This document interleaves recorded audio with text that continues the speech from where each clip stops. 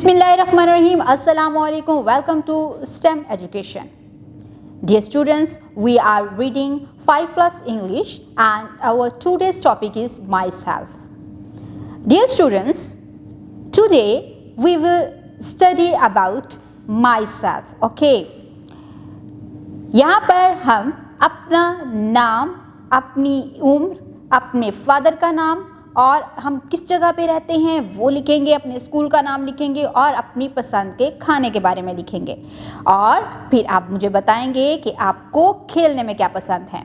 जैसे कि हम यहाँ पर देख रहे हैं, my name is, yes, right your name here. I am, yes, right your age. I am 5 years old, very good. My father's name is, write your father's name here. I live in, yes, Lahore, Karachi, Islamabad.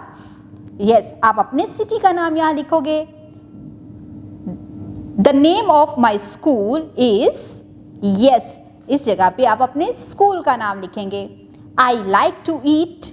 Yes, आपका क्या favourite है, आप क्या खाना पसंद करते हैं? Yes, आप उसको यहाँ लिखेंगे. I like to eat, yes, biryani. I like to play with my friend.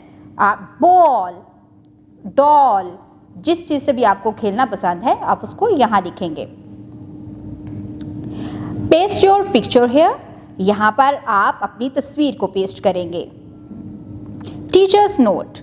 Help the students to complete the sentence.